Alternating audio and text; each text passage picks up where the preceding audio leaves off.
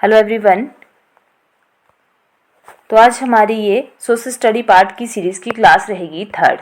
पहले वाली 2 क्लासेस आप चैनल की प्लेलिस्ट में जाकर के देख सकते हो। जो नए बच्चे होंगे उनको मैं बता देती हूँ कि इस सीरीज़ में हम HPTET आर्ट्स के प्रीवियस ईयर्स के पेपरों में आए हुए सोशल स्टडी पार्ट को जो है वो डिस्कस कर रहे हैं। HPTET आर्ट्स में 60 मार्क्स का जो है सोशल स्टडी पार्ट रहता है। 60 क्वेश्चन आएंगे, हर क्वेश्चन 1 नंबर का होगा, मतलब आपको 60 ही मार्क्स इसके लिए मिलेंगे। तो जब इस सीरीज़ में ये सोशल स्टडी पार्ट डाल के ख़त्म हो जाएगा, उसके बाद जो है HPTET आर्ट्स के प्रीवियस ईयर्स के पेपरों में आया हुआ जीके पार्ट भी यहाँ पे जो है वो डिस्कस किया जाएगा। तो आप अपनी तैयारी के लिए हमारे साथ जुड़ सकते हो। ये सीरीज़ आपको सिर्फ HPTET में ही हेल्प नहीं करेगी, बल्कि आपको जो है ये कमीशन तथा अगर और भी आप कॉम्पिटिटिव एग्जाम दोगे तो वहाँ पे भी जो है ये आपकी काफ़ी ज़्यादा हेल्प करेगी। चतुर्थ विश्व किन देशों का समूह है? करेक्ट आंसर रहेगा डी, तेल उत्पादक देश। नेक्स्ट रहेगा कि प्रसिद्ध यूनानी इतिहासकार मेगास्थनीज किस भारतीय शासक के शासनकाल में भारत आए थे? करेक्ट आंसर रहेगा सी, चंद्रगुप्त मौर्य। हिस्ट्री में एक मगध साम्राज्य मिलेगा, उसमें जो है एक वंश आएगा मौर्य वंश, और इसी मौर्य वंश के संस्थापक थे चंद्रगुप्त मौर्य। इन्हीं के गुरु थे कौटिल्य, विष्णुगुप्त या फिर चाणक्य। चौथ क्या था? करेक्ट आंसर रहेगा डी, शिवाजी द्वारा पड़ोसी राज्यों पर लगाया गया भूमि कर। 30 क्वेश्चन जो है इस वीडियो में किए जाएंगे। 1857 ईस्वी के विद्रोह के समय भारत का गवर्नर जनरल कौन था? करेक्ट आंसर रहेगा इसके लिए ए, लॉर्ड कैनिंग। अगर भारतीय राष्ट्रीय कांग्रेस की स्थापना के समय पूछा जाए कि कौन वायसराय था, तो वो था लॉर्ड डफरी। ये क्वेश्चन जो है वो पहले एग्जाम्स में पूछे गए हैं। नेक्स्ट क्वेश्चन रहेगा कि आनंद मठ के लेखक कौन हैं? करेक्ट आंसर रहेगा B, Bankim Chandra Chatterjee. Next question है कि भारतीय संविधान के किस अनुच्छेद में हिंदी को संघ की राजभाषा का दर्जा दिया गया है? करेक्ट आंसर रहेगा इसके लिए बी, अनुच्छेद 343(1).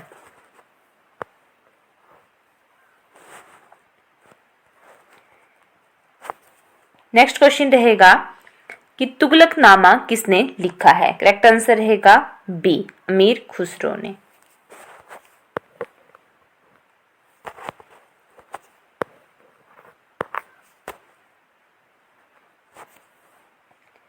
नेक्स्ट रहेगा कि गायत्री मंत्र की रचना किसने की थी? करेक्ट आंसर रहेगा ए, विश्वामित्र ने।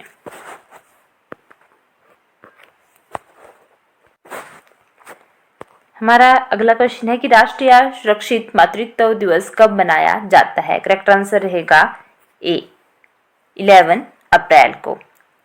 79 नेक्स्ट क्वेश्चन है कि स्वतंत्र भारत के अंतिम गवर्नर जनरल कौन थे? सही आंसर रहेगा बी, सी, राजगोपालाचारी।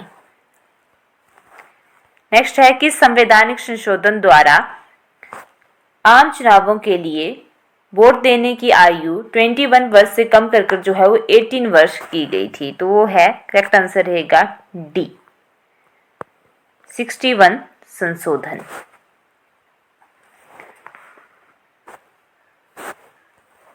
भारत के राष्ट्रपति को शपथ कौन दिलाता है? करेक्ट आंसर रहेगा ए, सर्वोच्च न्यायालय का मुख्य न्यायाधीश। उसके बाद हमारा नेक्स्ट क्वेश्चन है कि युद्धग्रस्त यूक्रेन से भारतीयों की वापसी के लिए भारत सरकार द्वारा कौन सा ऑपरेशन चलाया गया था? तो उस टाइम पे चलाया गया था ऑपरेशन गंगा। भारत में बीबी का मकबरा कहाँ स्थित है? करेक्ट आंसर रहेगा सी, औरंगाबाद। सारे जहां से अच्छा हिंदुस्तान हमारा के रचनाकार हैं? करेक्ट आंसर रहेगा सी, मोहम्मद इकबाल। 1947 ईस्वी में भारत की आजादी के समय इंग्लैंड के सम्राट कौन थे? करेक्ट आंसर रहेगा सी, जॉर्ज सस्टम।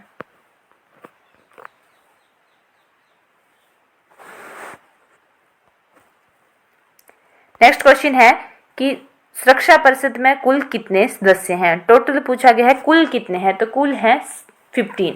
अगर परमानेंट पूछा जाए तो वो है 5, अगर नॉन परमानेंट पूछे जाए तो वो है 10, इन पांचों के पास जो है वो वीटो पावर्स है। स्थापना कब होती है यूएनओ की?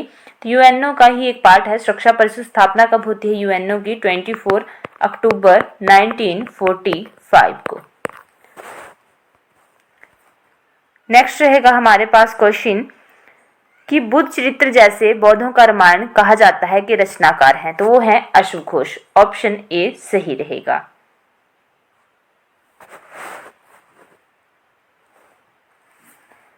नेक्स्ट रहेगा हमारे पास क्वेश्चन, निम्नलिखित में से किसे भारत का मुख्य न्यायाधीश, राष्ट्रपति और उपराष्ट्रपति की सेवा करने का गौरव प्राप्त है? Justice M Hidayatullah. Option A.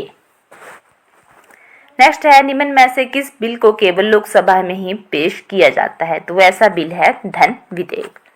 Option A. Next है हमारे पास क्वेश्चन कि वायुमंडल की कौन सी परत बादल से विहीन है?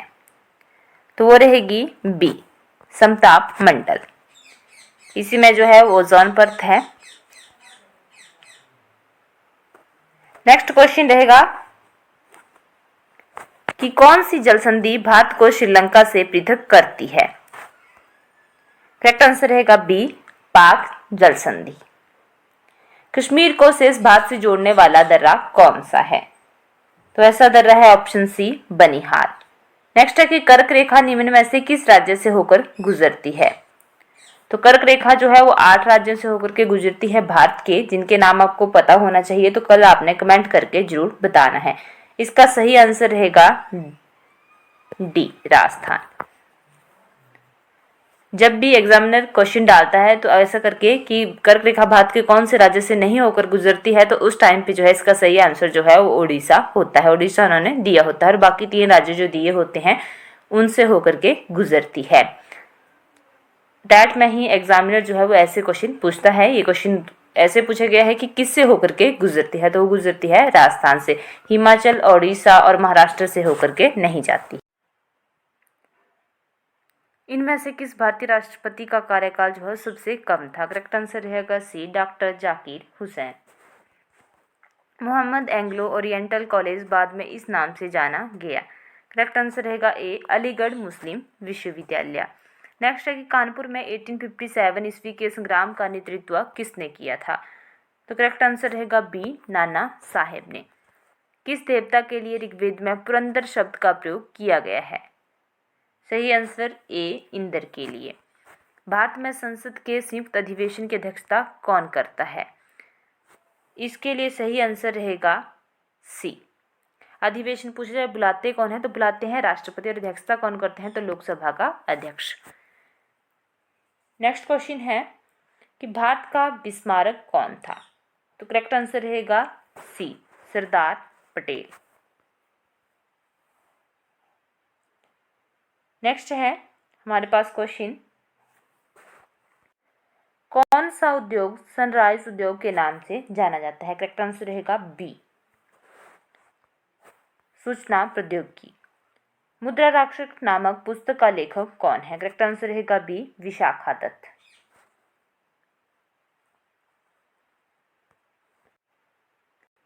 किस सिख गुरु ने फारसी में जफरनामा लिखा था? करेक्ट आंसर रहेगा ए, गुरु गोविंद सिंह जी। तो आज की इस वीडियो में हम इतने ही क्वेश्चन करेंगे।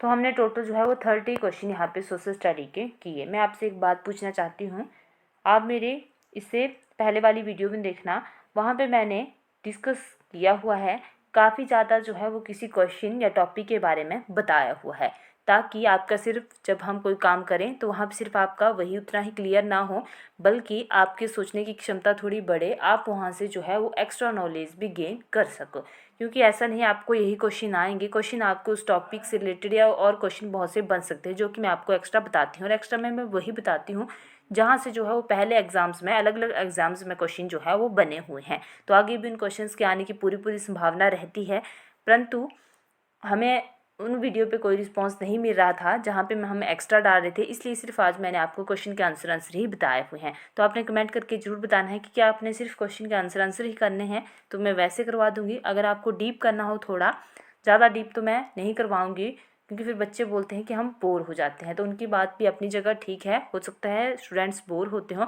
तो मैं सिर्फ उतना उतना ही करवाऊँगी, 1-2 पॉइंट जो कि बिल्कुल ही मेन रहेंगे। ठीक है, वो बच्चे ज़रूर बोर होते हैं जिन्होंने जो है उस टॉपिक के रिगार्डिंग पहले नहीं पढ़ा होता, तो उनको लगता है थोड़ा हाँ बीच में कि ये क्या चल पड़ा, अब उनको नहीं समझ आएगा क्योंकि जिन्होंने पहले नहीं पढ़ा है। वो एक्स्ट्रा को, बहुत ज़्यादा एक्स्ट्रा को वही पढ़ सकता है जिनके वो पहले से कॉन्सेप्ट जो है वो क्लियर हों। तो आपने ज़रूर बताना है। ठीक है, वीडियो अच्छी लगे तो वीडियो को लाइक करना, शेयर करना और चैनल को सब्सक्राइब करना ना भूलना। अपनी फीडबैक जरूर दिया करो। किसी ने फीडबैक दी थी कि इतने ज़्यादा एक्स्ट्रा से हम जो है वो बोर हो जाते हैं, तो उनकी बात भी अपनी जगह सही थी, तभी मैंने आज एक्स्ट्रा नहीं बताया है। तो फीडबैक ऐसी कुछ भी देनी हो तो ज़रूर दिया करो, उससे हमें भी पता लगता है कि आपको किस प्रकार की वीडियो चाहिए है। इसीलिए मैं आज सिर्फ उनकी फीडबैक पे ही मैंने जो है सिर्फ जो है आपको क्वेश्चन और उनके आंसर ही बताया है। अगर आपको थोड़ा थोड़ा एक्स्ट्रा चाहिए होगा तब बता देना, अगर नहीं चाहिए होगा तब भी बता देना। Thank you.